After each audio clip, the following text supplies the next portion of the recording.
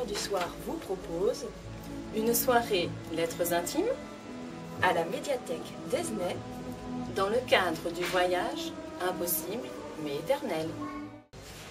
Je suis George Sand.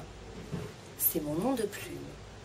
En réalité, je m'appelle Aurore Dupin et je vis ma vie comme je l'entends, comme un homme.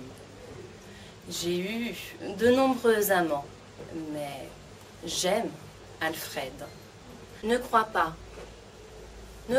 Alfred, que je puisse être heureuse avec la pensée d'avoir perdu ton cœur, car le sentiment qui nous unit s'est formé de tant de choses qu'il ne peut se comparer à aucun autre.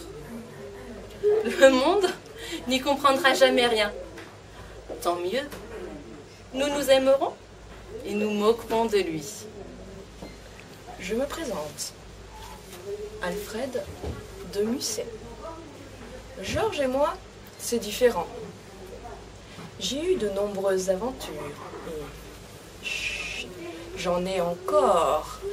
Mais Georges est à moi seul et je ne supporte pas l'idée qu'elle ait d'autres amants. Quel amour!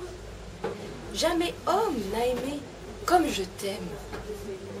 Je suis perdue, vois-tu. Je suis noyée, inondée d'amour. Sais-tu ce que c'est pour un cœur serré jusqu'à en cesser de battre, de se dilater un moment, de se rouvrir comme une pauvre fleur mourante?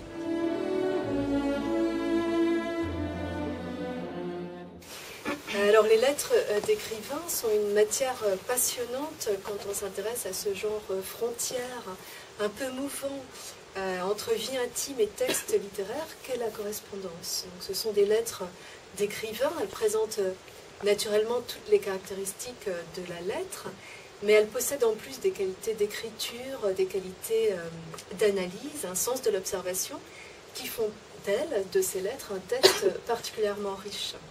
Alors par exemple, les lettres de Sand et Musset, justement, dont une belle lecture, permettent de mieux comprendre une histoire d'amour qui par ailleurs a été beaucoup présentée, enfin à de nombreuses reprises au public à travers des romans ou des textes littéraires.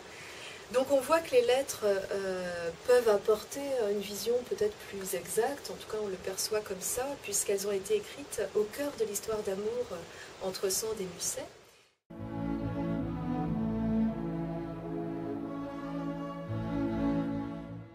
Mémoire de deux jeunes mariés est la seule œuvre épistolaire d'Honoré de Balzac.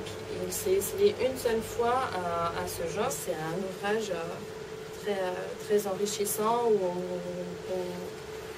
on connaît, on découvre deux personnages en opposition, une Louise totalement passionnelle et irraisonnée, et puis une Renée totalement dans l'abnégation d'elle-même, l'épouse fidèle.